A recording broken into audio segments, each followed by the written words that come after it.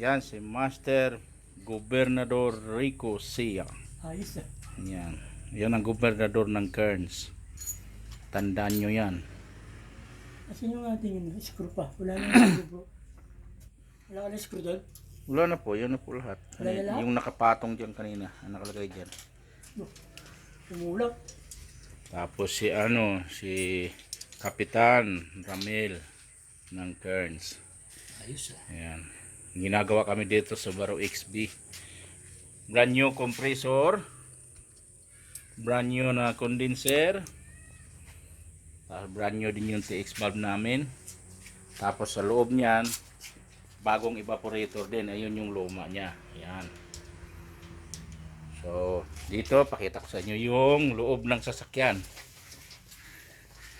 Kung paano namin kinata yan. Ayan na. Ay, babalik pa ba kaya yan? Hindi na, no? Bahala na may-ari dyan. Problema na yan. Sorry, boss. Di namin kayang ibalik yan. Yan. Binakbak ko yan kanina. Simula ako mga 6:30, 7 o'clock. Ang oras ngayon 11. So, yan. Pero nag-assemble na kami. Binabalik na yung evaporator. Yan yung niya. Yan yung dashboard. O tawag diyan. Basta takip. Yan. Dito, andito lahat ang pyesa. Sandamakmak na kalat. Yan ang radyo, mga air duct, lahat yan.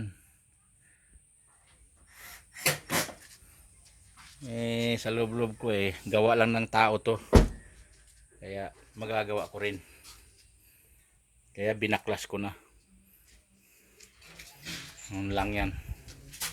So, Subaru XB 2017. Yan. Again, yan si Kapitan Ramil ng Kearns. Bro, final check. Saan bagay ito set? Yan si Gob Rico. Group talaga eh. Gobernador ng Kearns. Tingin ko bro. Ano sa palagay mo? Di ako mapalagay. Yan. Final checks lang tapos para okay na. Tingin ko naman. Wala naman sumobra screw. Wala naman sumobra. Wala rin kumulang. Ayun, yung dalawa. Meron pa pala. Yun dito. Huli ka sa camera bro. Hahanapin natin yan. Yun. Yan lang ginagawa namin. Bahay-bahayan kami. Problema ko pa nga, 2 tornilyo dito. Okay na. Wala. Ayawan ko. Wala sa loob. Kung bakit nawala, baka nasa loob ng compressor.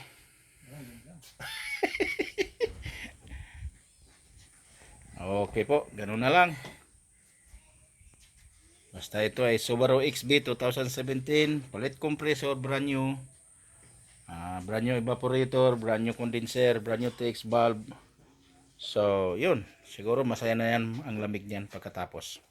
Papakita ko po sa inyo panibagong video yung lamig niya.